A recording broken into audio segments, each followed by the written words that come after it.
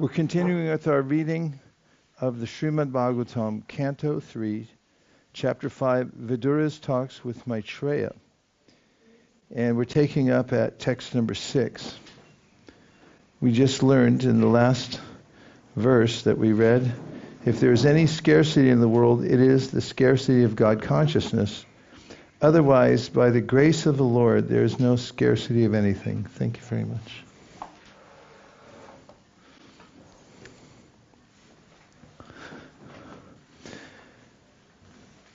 Six, he lies down on his own heart, spread in the form of the sky, and thus placing the whole creation in that space, he expands himself into many living entities, which are manifested as different species of life. He does not have to endeavor for his maintenance, because he is the master of all mystic powers and the proprietor of everything. Thus he is distinct from the living entities. Purport: the questions regarding creation, maintenance, and destruction, which are mentioned in many parts of Śrīmad-Bhāgavatam, are in relation to different millenniums, kalpas, and therefore they are differently described by different authorities when questioned by different students. There is no difference regarding the creative principles of the Lord's control over them, yet there are some differences in the minute details because of different kalpas.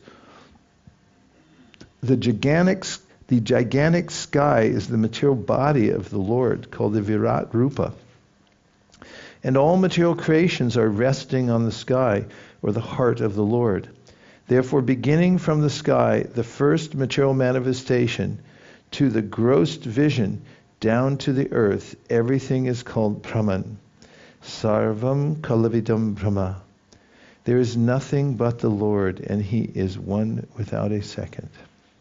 The living entities are the superior energies, whereas matter is the inferior energy. And the combination of these energies brings about the manifestation of this material world, which is in the heart of the Lord. You may narrate also about the auspicious characteristics of the Lord in his different incarnations for the welfare of the twice-born, the cows and the demigods. Our minds are never satisfied completely, although we continuously hear of his transcendental activities. Purport: the Lord appears in this universe in different incarnations like Matsya, Kurma, Varaha, and Nrsimha, and he manifests his different transcendental activities for the welfare of the twice-born, the cows, and the demigods. The Lord is directly concerned with the twice-born or civilized men. A civilized man is one who has taken his birth twice. A living entity takes birth in this mundane world due to the union of male and female. A human being is born due to union of the father and mother, but a civilized human being has another birth by contact with a spiritual master who becomes the actual father. The father and mother of the material body are so only in one birth, and in the next birth the father and mother may be a different couple. But the bona fide spiritual master, as the representative of the Lord, is the eternal Father, because the spiritual master has the responsibility to lead the disciple to spiritual salvation, or the ultimate goal of life. Therefore, a civilized man must be twice born, otherwise he is no more than the lower animals. The cow is the most important animal for developing the human body to perfection. The body can be maintained by any kind of foodstuff, but cow's milk is particularly essential for developing the finer tissues of the human brain, so that one can understand the intricacies of transcendental knowledge. A civilized man is expected to live on foodstuffs comprising fruits, vegetables, grains, sugar, and milk. The bull helps in the agricultural process of producing grain, etc., and thus, in one sense, the bull is the father of humankind, whereas the cow is the mother, for she supplies milk to human society. A civilized man is therefore expected to give all protection to the bulls and cows. The demigods, or the living entities who live in the higher planets, are far superior to human beings. Since they have better arrangements for living conditions, they live far more luxuriously than human beings, yet they are all devotees of the Lord. The Lord incarnates in different forms, such as those of a fish, a tortoise, a hog, and a combined lion and man, just to give protection to civilized man, the cow and the demigods, who are directly responsible for the regulative life of progressive self-realization. The whole system of the material creation is planned so that the conditioned souls may have the opportunity for self-realization. One who takes advantage of such an arrangement is called a demigod, or civilized man. The cow is meant to help maintain such a high standard of living. The Lord's pastimes for the protection of the twice-born civilized men, the cows and the demigods, are all transcendental. A human being is inclined to hear good narrations and stories, and therefore there are so many books, magazines, and newspapers on the market to satisfy the interests of the developed soul. But the pleasure in such literature, after it is read once, becomes stale, and people do not take any interest in reading such literature repeatedly. In fact, newspapers are read for less than an hour and then thrown in the dustbins as rubbish. The case is similar with all other mundane literatures.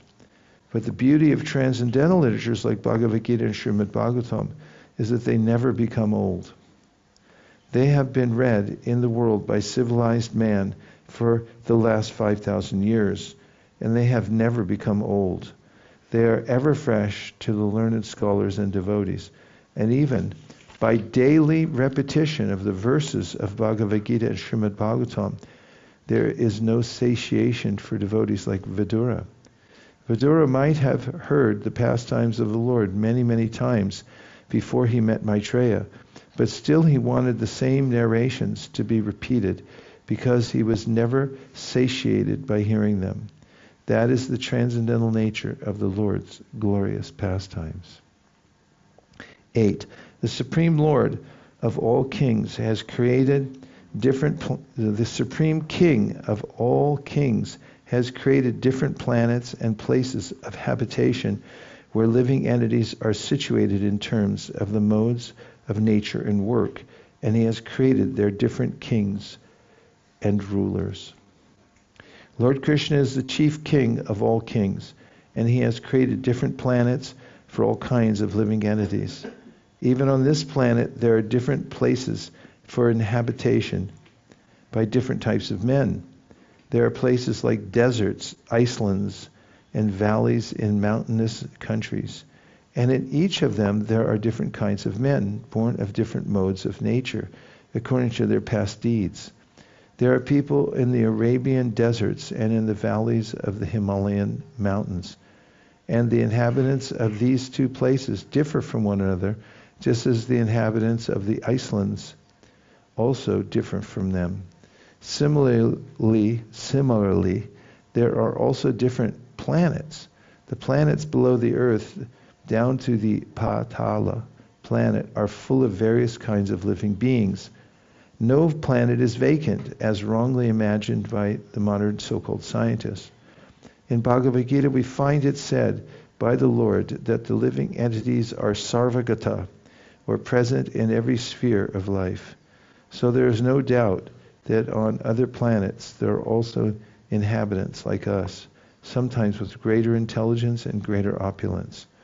The living conditions for those of greater intelligence are more luxurious than on Earth. There are also planets where no sunlight reaches, and there are living entities who must live there due to their past deeds. All such plans for living conditions are made by the Supreme Lord, and Vidura requested Maitreya to describe this for the sake of further enlightenment. Text 9. O chief amongst the Brahmanas, please also describe how Narayan, the creator of the universe and the self-sufficient Lord, has differently created the natures activities, forms, features, and names of the different living creatures. Every living being is under the plan of his natural inclinations in terms of the modes of material nature. His work is manifested in terms of the nature of the three modes. His form and bodily features are designated according to his work, and his name is designated according to his bodily features. For example, the higher classes of men are white, shukla, and the lower classes of men are black. This division of white and black is in terms of one's white and black duties of life. Pious acts lead one to take birth in a good and highly placed family, to become rich, to become learned, and to acquire beautiful bodily features. Impious acts lead one to become poor by parentage, to be always in want, to become a fool or illiterate and acquire ugly bodily features. Vidura requested Maitreya to explain these differences between all the living entities made by Narayan, the Supreme Personality of Godhead.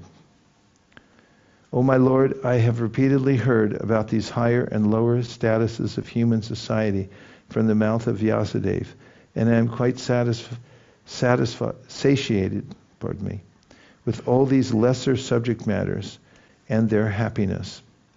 O my Lord, I have repeatedly heard about these higher and lower statuses of human society from the mouth of Vyasadeva, and I am quite satiated with all these lesser subject matters and their happiness. They have not satisfied me with the nectar of topics about Krishna. Because people are very much interested in hearing social historical presentations, Srila Vyasadeva has compiled many books such as the Puranas and Mahabharata. These books are reading matter for the mass of people, and they were compiled with a view to reviving their God consciousness, now forgotten in the conditional life of material existence. The real purpose of such literatures is not so much to present topics of historical references, but to revive the people's sense of God consciousness.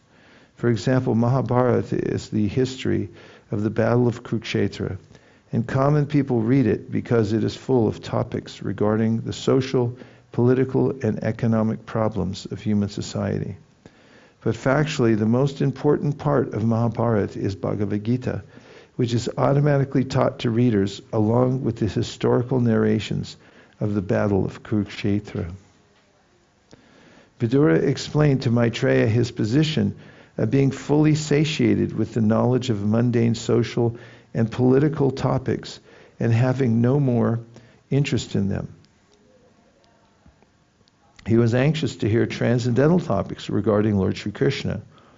Because there were insufficient topics directly concerning Krishna in the Puranas, Mahabharata, etc., he was not satisfied and wanted to know more about Krishna. Krishna Katha, or topics regarding Krishna, are transcendental, and there is no satiation in hearing such topics. Bhagavad-gītā is important on account of its being Krishna Katha, or speeches delivered by Lord Krishna. The story of the Battle of Kurukshetra may be interesting for the mass of people, but to a person like Vidura, who is highly advanced in devotional service, only Krishna Katha and that which is dovetailed with Krishna Katha is interesting. Vidura wanted to hear of everything from Maitreya, and so he inquired from him, but he desired that all the topics be in relationship with Krishna. As fire is never satisfied in its consumption of firewood, so a pure devotee of the Lord never hears enough about Krishna. Historical events and other narrations concerning social and political incidents all become transcendental as soon as they are in relationship with Krishna. That is the way to transform mundane things into spiritual identity. The whole world can be transformed into Vaikuntha if all worldly activities are dovetailed with Krishna Katha. There are two important Krishna Kathas current in the world, Bhagavad-gītā and Śrīmad-Bhāgavatam. Bhagavad-gītā is Krishna Katha because it is spoken by Krishna, whereas Śrīmad-Bhāgavatam is Krishna Katha because it narrates about Krishna. Lord Chaitanya advised all his disciples to preach Krishna Katha all over the world without discrimination, because the transcendental value of Krishna Katha can purify one and all from material contamination.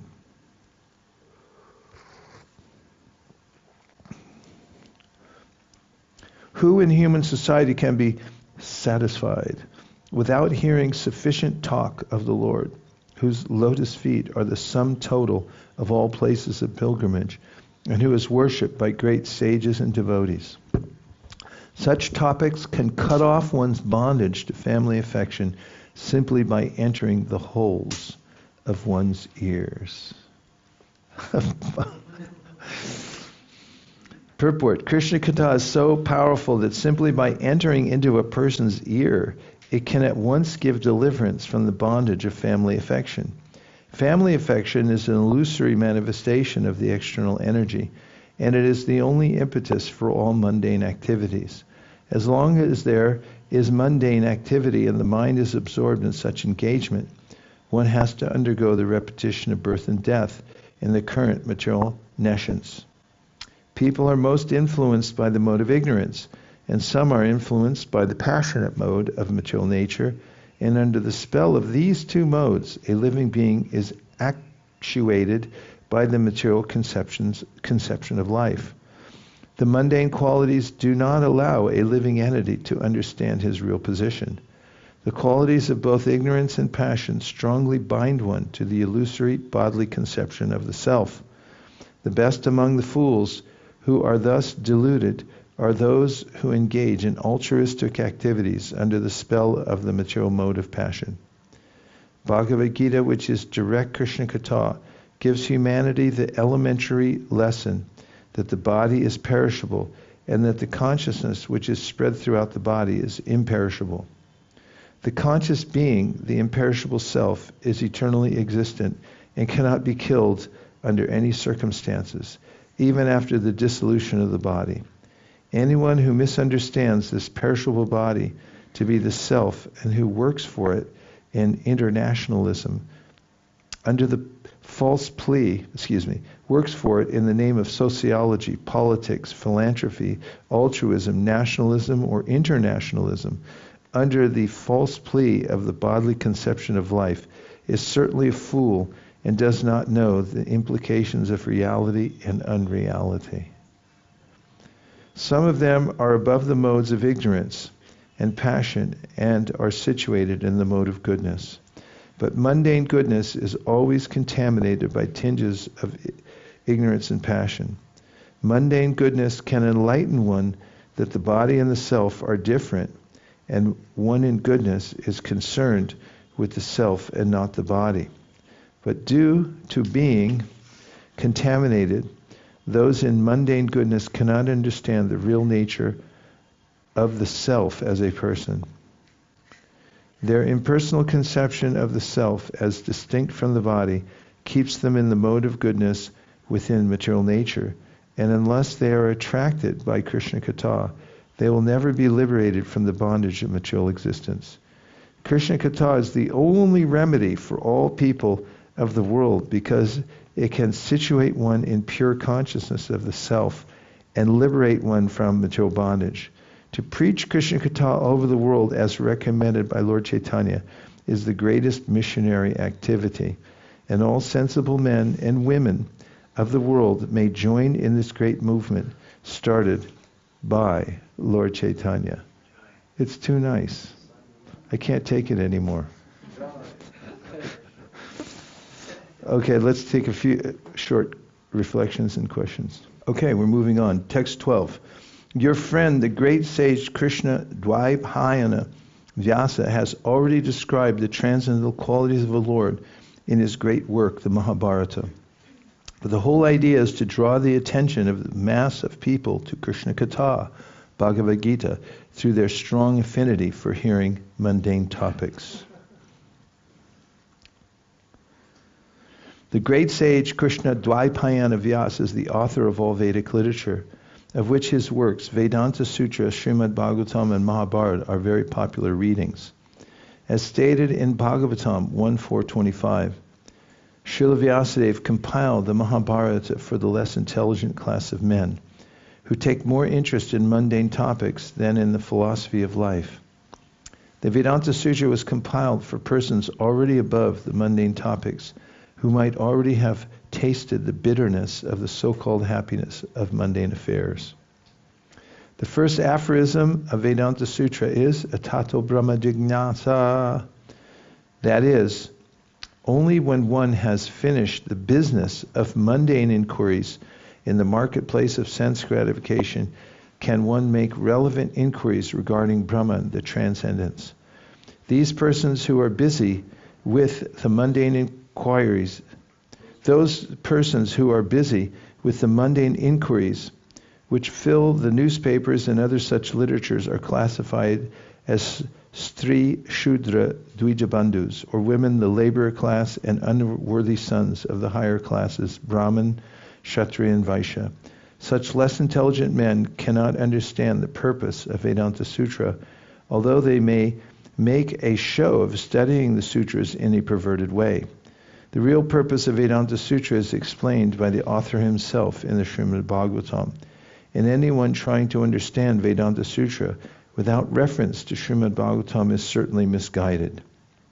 Such misguided persons who are interested in the mundane affairs of philanthropic and altruistic work under the misconception of the body as the self could better take advantage of the Mahabharata, which was specifically compiled by Srila Vyasadeva for their benefit. The great author has compiled the Mahabharata in such a way that the less intelligent class of men who are more interested in mundane topics may read the Mahabharata with great relish, and in the course of such mundane happiness can also take advantage of Bhagavad-gītā, the preliminary study of Śrīmad-Bhāgavatam, or the Vedanta Sutra. Srila Vyasadeva had no interest in writing a history of mundane activities, other than to give less intelligent persons a chance for transcendental realization through Bhagavad-gītā. Vidura's reference to the Mahabharata indicates that he had heard of the Mahabharata from Vyasadeva, his real father, while he was away from home and was touring the places of pilgrimage. It's bridge book. Bridge preaching. And all this super consciousness, Prabhupada's calling super consciousness. Earlier you heard those phrases. Did you hear them? Super spirit, super consciousness, so forth. He's finding phraseology that catches, that doesn't trigger, I hate that word trigger, it doesn't, avoids people's categorization of a certain topic as being, it doesn't alienate people, because people, certain ways of saying things, people have a foregone conclusion of what it is. The G words like that. But super consciousness, that sounds like a cartoon or something. But it's just very interesting historically. Vidura's reference to the Mahabharata indicates that he had heard of the Mahabharata from Vyasadeva, his real father, while he was away from home and was touring the place of pilgrimage. It was on the bestseller list. He saw it on all the newsstands. What's that? Another conversation you don't get to hear. Vidura and Vyasadeva. Yeah. It's remarkable. Text 13. For one who is anxious to engage constantly in hearing such topics, Krishna Katha gradually increases his indifference toward all other things. Such constant remembrance of the lotus feet of Lord Krishna by the devotee who has achieved transcendental bliss vanquishes all his miseries without delay. Purport. We must certainly know that on the absolute plane, Krishna Katha and Krishna are one and the same. The Lord is the absolute truth, and therefore his name, form, quality, etc., which are all understood to be Krishna Katha, are non-different from him. Bhagavad-gītā being spoken by the Lord is as good as the Lord himself. When a sincere devotee reads Bhagavad-gītā, this is as good as seeing the Lord face to face in his personal presence. But this is not so for the mundane wrangler. All the potencies of the Lord are there when one reads Bhagavad-gītā, provided it is read in the way recommended in the Gita by the Lord himself. One cannot foolishly manufacture an interpretation of Bhagavad-gītā and still bring about transcendental benefit. Anyone who tries to squeeze some artificial meaning or interpretation from Bhagavad-gītā for an ulterior motive is not Shraddhana Pumsa, one engaged anxiously in bona fide hearing of Krishna Katha. Such a person cannot derive any benefit from reading Bhagavad-gītā, however great a scholar he may be in the estimation of a layman. The Shraddhana, or faithful devotee, can actually derive all the benefits of Bhagavad-gītā because, by the omnipotency of the Lord, he achieves the transcendental bliss which vanquishes attachment and nullifies all concomitant material miseries. I'll read the last sentence again. The Shraddhana, or faithful devotee, can actually derive all the benefits of Bhagavad-gītā because by the omnipotency of the Lord he achieves the transcendental bliss which vanquishes attachment and nullifies all concomitant material miseries. I got to read it one more time. It's got everything in it. Here we go. The Shraddhana, or faithful devotee, can actually derive all the benefits of Bhagavad-gītā because by the omnipotency of the Lord he achieves the transcendental bliss which vanquishes attachment and nullifies all concomitant material miseries. Poetry. Only the devotee by his factual experience can understand the import of this verse spoken by Vidura. The pure devotee of the Lord enjoys life by constantly remembering the lotus feet of the Lord by hearing Krishna Katha. For such a devotee, there is no such thing as material existence, and the much advertised bliss of Brahmananda is like a fig for the devotee who is in the midst of the transcendental ocean of bliss. I remember in Vrindavan that Jai Vaita Maharaj was talking about the fig. Why is it fig? Because fig trees give so many figs that they're devalued. You know, I have 2 fig trees in my yard, and it's so prolific. It's like, a few figs fell down. It's no big deal. O sage, persons who, because of their sinful activities, are averse to the topics of transcendence and thus ignorant of the purpose of the Mahabharata, Bhagavad-gītā, are pitied by the pitiable. I also pity them because I see how their duration of life is spoiled by eternal time while they involve themselves in presentations of philosophical speculation, theoretical, ultimate goals of life, and different modes of ritual. Theoretical ultimate goals of life. Wow. According to the modes of material nature, there are 3 kinds of relationships between human beings and the Supreme Personality of Godhead. Those who are in the modes of ignorance and passion are averse to the existence of God, or else they formally accept the existence of God in the capacity of an order supplier. Above them are those who are in the mode of goodness.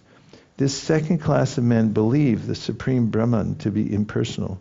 They accept the cult of bhakti, in which hearing of Krishna Katha is the first item, as a means and not the end. Above them are those who are pure devotees. They are situated in the transcendental stage above the mode of material goodness. Such persons are decidedly convinced that the name, form, fame, qualities, etc. of the personality of Godhead are non-different from one another on the absolute plane. For them, hearing the topics of Krishna is equal to meeting with him face to face. According to this class of men who are situated in pure devotional service to the Lord, the highest goal of human life is Purushartha, devotional service to the Lord, the real mission of life. The impersonalists, because they engage in mental speculation and have no faith in the personality of Godhead, have no business hearing the topics of Krishna. Such persons are pitiable for the first-class pure devotees of the Lord. The pitiable impersonalists pity those who are influenced by the modes of ignorance and passion, but the pure devotees of the Lord take pity on them both, because both waste their most valuable time in the human form of life, in false pursuits, sense enjoyment, and mental speculative presentations of different theories and goals of life. O Maitreya, O friend of the distressed, the glories of the Supreme Lord can alone do good for people all over the world. Therefore, just as bees collect honey from flowers, kindly describe the essence of all topics, the topics of the Lord.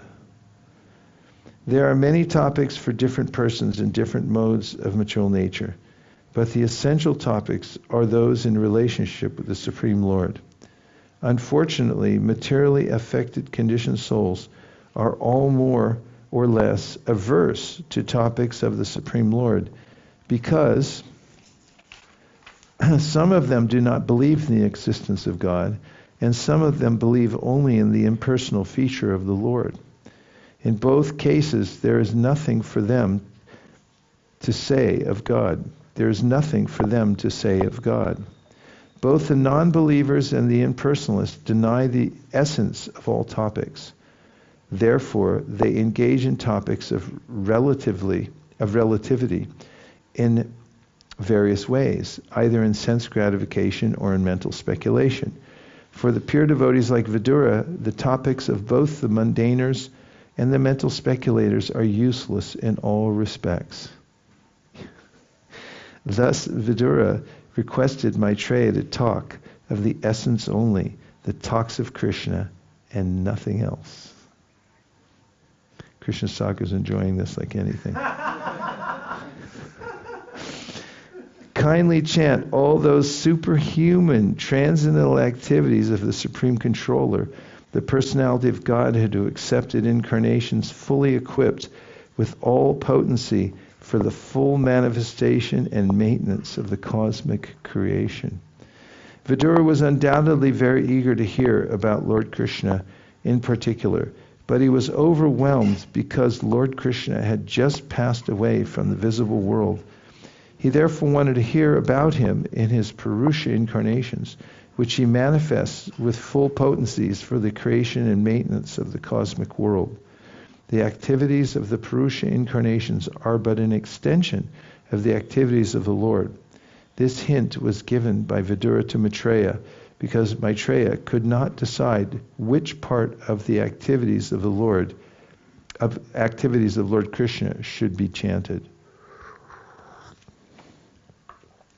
Shukadeva Goswami said, the great sage Maitreya Muni, after honoring Vidura very greatly, began to speak at Vidura's request for the greatest welfare of all people.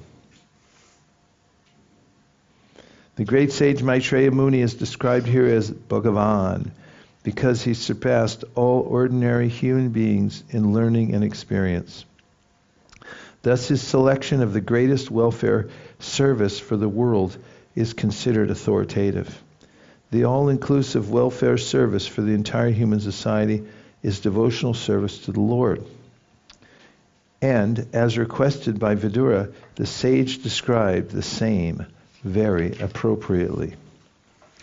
Maitreya uvacha sadhu prishtam dvaya sadho lokan sadhyanugranata kirtitnim vitananda loke atmanod hoksajatmana kirtim vitan vataloke.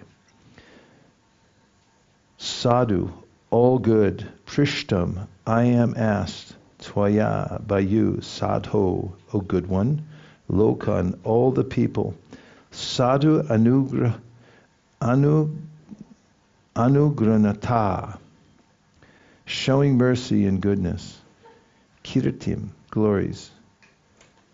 Vitan vata, broadcasting. Loke, in the world. Atmana, of the self.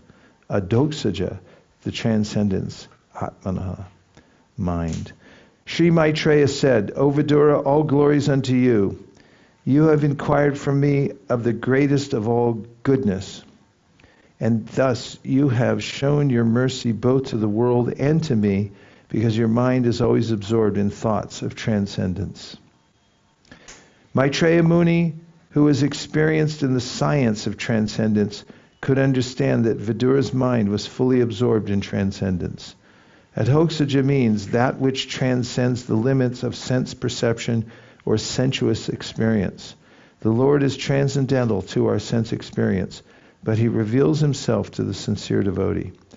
Because Vidura was always absorbed in thought of the Lord, Maitreya could estimate Vidura's transcendental value. He appreciated the valuable inquiries of Vidura and thus thanked him with great honor. O Vidura, it is not at all wonderful that you have so accepted the Lord without deviation of thought, for you were born from the semen of Vyasadeva. Purport. The value of great parentage and noble birth is evaluated here in connection with the birth of Vidura.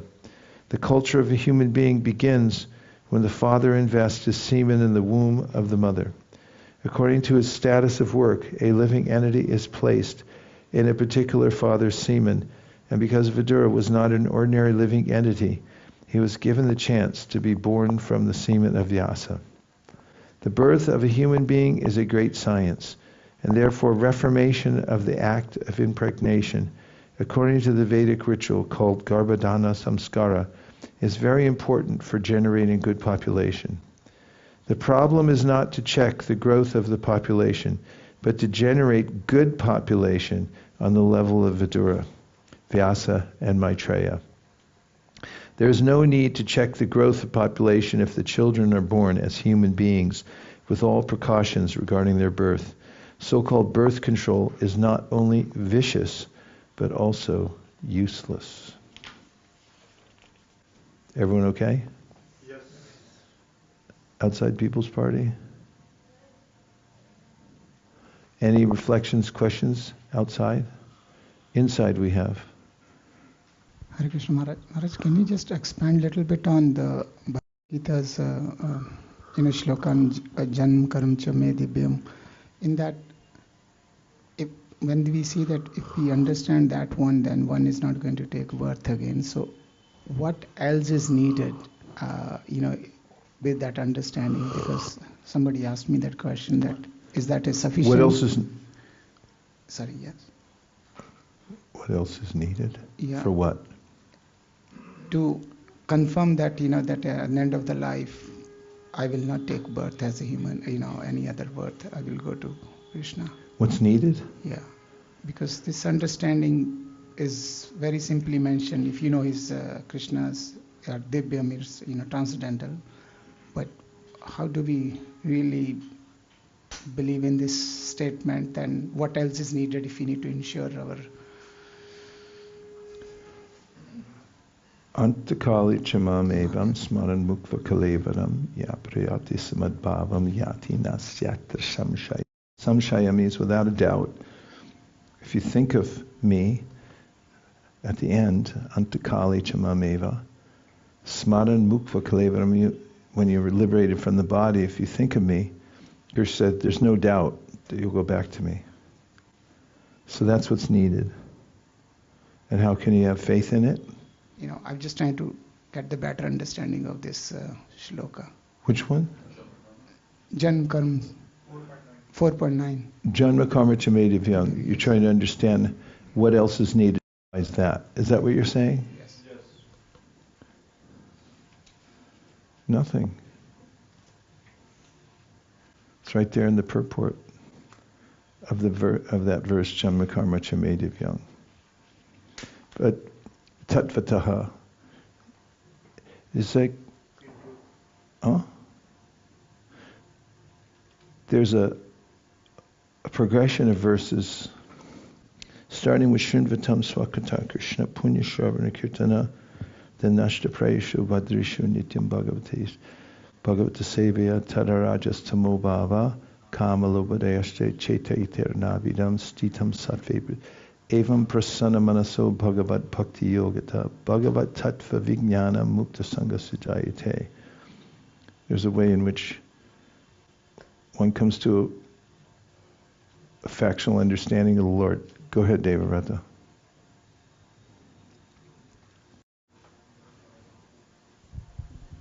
Many times we speak about going back to Godhead, but sometimes it seems like almost speaker's right underneath me. It almost seems like a liberation disposition. So are we trying to go back to Godhead in the sense of getting free from the material world, or are we trying to go back to Godhead in the sense of we're trying to develop that consciousness, and wherever the Lord places us, we're just happy to be absorbed in that service internally and externally? Because sometimes this conversation is there in ISKCON. I hear amongst devotees, it's like, no, you just have to go back to Godhead. But it seems like escape, almost the mood of the conversation is like a liberation, a desire for liberation. It's not a mood of service. You understand what I'm kind of getting at? Yeah, I understand. Narayanak parak sarve nakutaschana bibhiti swarga pavarga narakesha tulyarta darshina. For the devotee, whatever situation the devotee's in, because there's service there, that's the most important consideration. You find with Dhruva Maharaj and Prahlad Maharaj, even Hanuman, the Lord asked them to stay longer in the material world, 60,000 years for Dhruva, and where was it, Prahlad, so that they could do something here. But their mood was wherever they can be of service. That's what's most important. And some devotees are constant companions of the Lord even as he travels in the material world. There's actually no difference. Yes? That's tricky, sitting next to the speaker. But then simultaneously we see Srila Prabhupada and Bhaktisiddhanta Saraswati say they say finish your business and get out.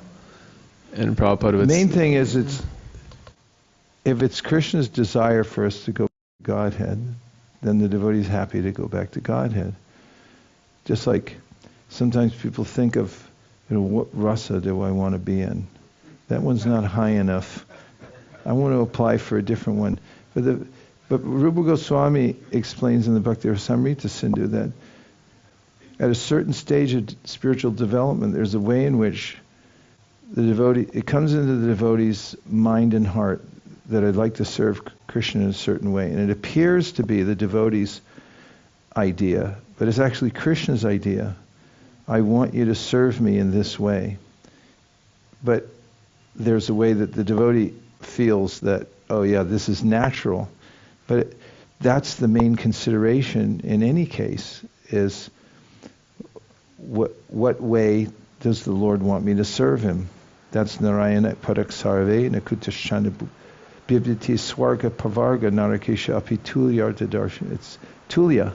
It's equal to the devotee, whatever situation he or she is in, because they're just trying to fulfill the desire of the Lord. Yes, Prabhu?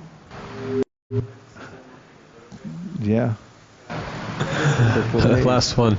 So then this ladder which we see that's given by Rupa Goswami, Atao Shraddha, Tatao Sadhu Sangha, Tatao Bhajana Prakriya, Tatao Narthana Vritti Syat, then this is just a development of our ability to offer pleasure to Krishna more effectively. It's not necessarily a gradation like the yoga ladder, getting free from...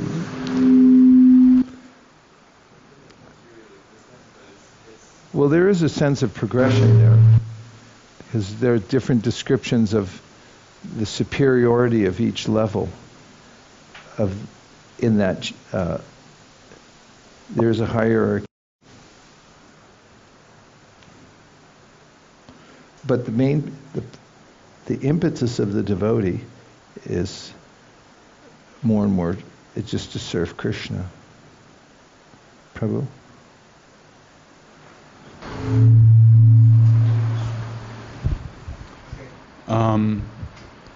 With regards to the question of Janma Karma Chame Divyam and what is it necessary to go back to Godhead, I was thinking of the verse Yomam evam asammuto janati purushottamam sa sarvavid bhajati mang You picked the right sarvapapina verse, that's his favorite verse. Well, there it is.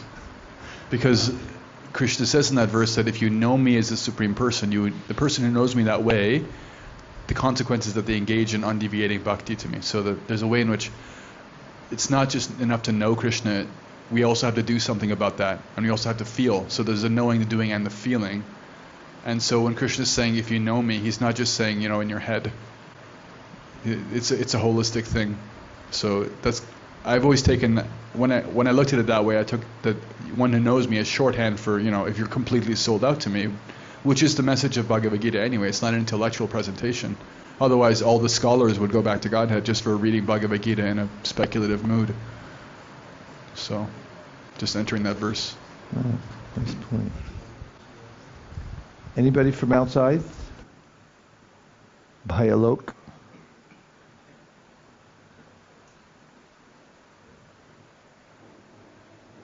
Yes? Go ahead. Do you want to turn the fan down, or it's fine for you? Okay. Go ahead.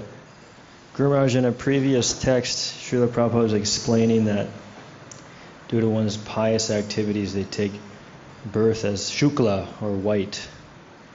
And due to one's impious activities, they take birth in a lower class, categorized as being black. So, for one who doesn't understand Srila Prabhupada's statements in totality, one may say, oh, well, Srila Prabhupada is racist, or Srila Prabhupada is sexist. So I was just thinking it's very important to understand the entirety of Srila Prabhupada's mission. Well, that's why there's a parampara. You got to do a little heavy lifting to bring the way Prabhupada has explained things, as I was mentioning before, super consciousness and so forth. And if there are times at which there may be some cultural sensitivity to the way Prabhupada points something out, you have to build context to explain it to people. Context comes in the first and foremost in that we're not in our bodies. Because if you miss that, then you're going to miss everything anyway. And you won't be able to understand any of the statements. And then there's the fact that Krishna is black, which is something, pardon me? Yeah, of course. But when people don't have any sense of anything, it's like, well, what's this black? Well, Krishna's black. He's our God, so I'm not saying that it's a comprehensive answer, but I'm saying that you have to meet people where they live. That's what the parampara means, one after another. It's your duty to carry the water on the next level and be able to give context to people so they can understand things and appreciate it for what it is. And that's always most effectively achieved if you're aware of everything Prabhupada says, so that you have confidence in yourself of what Prabhupada's saying and what he means by these things. There are counteracting statements or balancing statements to practically everything Prabhupada says. His books are encyclopedic. if you cherry pick and take certain things out of context especially, which is really what cherry picking means, then if someone does that, then they may, in any research, they may get a wrong idea. So you have to build context for people. Did that help, or should I say more? That's very helpful, Guru Maharaj. I was also thinking of this Artha Kukuta Nyaya, the half-hen logic of, feeding the hen, wanting to cut off its head. It just, like you're saying, cherry picking. It's very dangerous. Yeah. Well, it's even devotees sometimes can talk themselves out of reading Prabhupada's books because they don't really read them. And then they just hear that this, that, and the other thing, and say, oh, I don't think people could understand or appreciate it.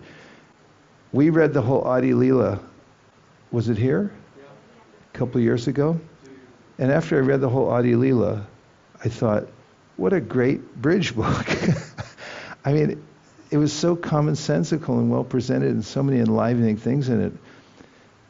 But before that, somebody might think, oh, this is over people's heads. They couldn't understand it. But if we actually read them, there is the effect also that we just heard about, that it enters the ear holes, and it's a transcendental experience where Krishna enlivens the person who hears it. That happened to me. I couldn't understand the Bhagavatam at all when I first walked in the temple. I thought, what are all these stories? I like the philosophy of Bhagavad-gītā, but who are these pictures of people walking around, and all these stories? But I remember sitting with the devotees, hearing the Bhagavatam class morning after morning, and then it became attractive. So that can happen. Any other points? Yes.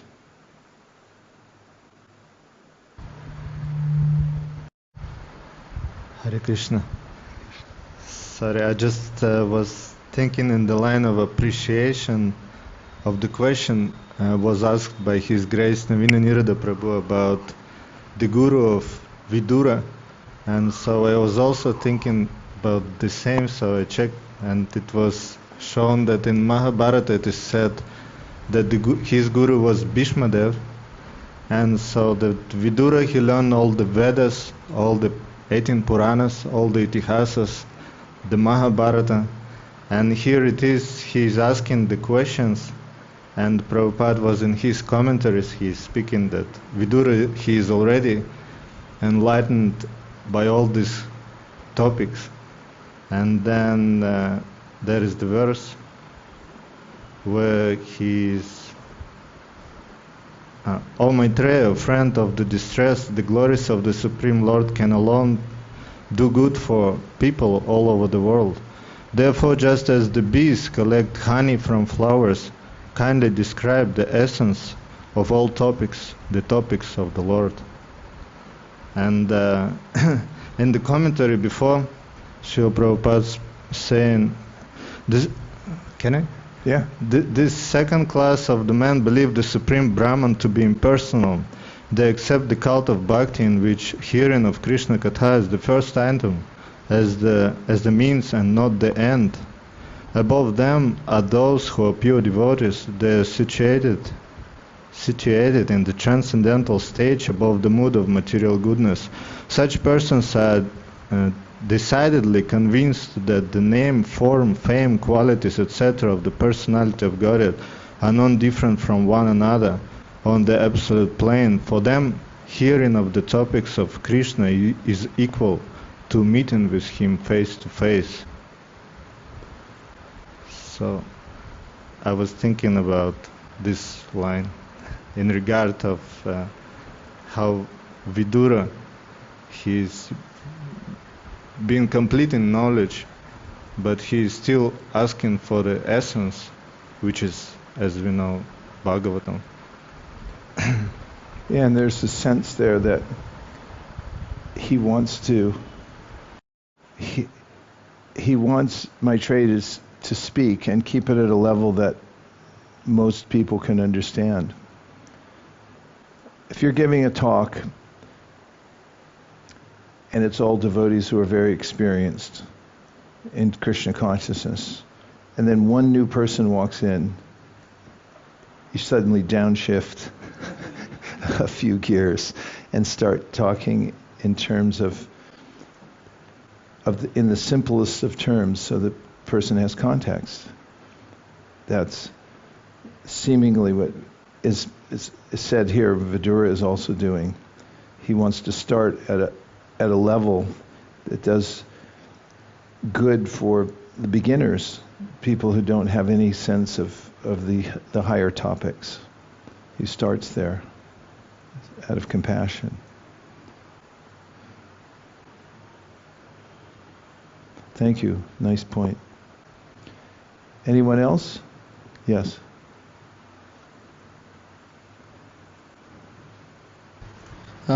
Just something quick regarding Vidura Chandrapuru's point, which is I think a very important thing to remember. Whose point? Avadutta Chandrapuru. Oh yeah, okay.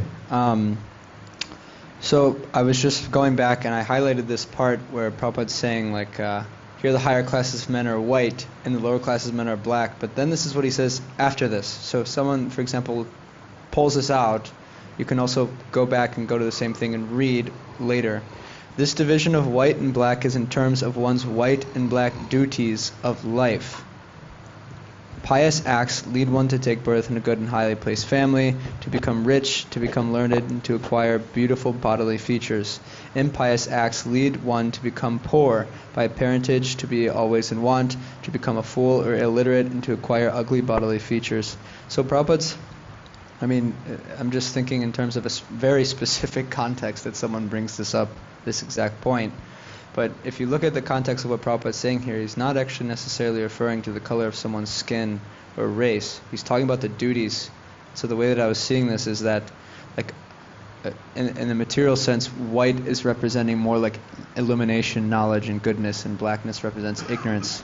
Yeah, and so that's how to build context. Yeah. And that's what's necessary. I was once distributing books in front of the New York Public Library. It was right down the street from a yoga place. And I was there with one of my godbrothers. And I showed a Bhagavad-gītā to a woman who was coming out of the yoga place. And she said, when I handed it to her, she looked and she said, no, this... said, oh, take it back, you think women are inferior. And my godbrother who was there, he just happened to be walking over to see what was happening. And as she was handing the book back to me, he grabbed it and he passed it back to her and said, actually this book says that we're all female. And she was remarkably surprised and she goes, oh really? Okay, well I can appreciate that. He gave more explanation. He said it explains we're actually all female on the spiritual level. The body's just... He gave that very succinct context in that very specific circumstance. And she immediately got it. And she said, okay, I can appreciate that. So that's preaching. Prabhupada mentions that in the first canto, 4th chapter, in the first paragraph of the verse, that there's a way in which we have to present what the previous acharyas have presented and not screw out, Prabhupada says, any new meaning. But we have to do it in a language that's amenable to the current audience. And he said that's called realization. So you have to know what people's context is and then translate it for them. That's why Prabhupada's doing these things, the Supreme Personality of Godhead, or super consciousness, and the way he unpacks so many different things. Well, we've come to the end of our reading for the day. The birds stopped singing.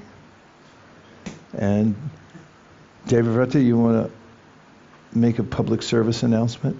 Yes. Okay.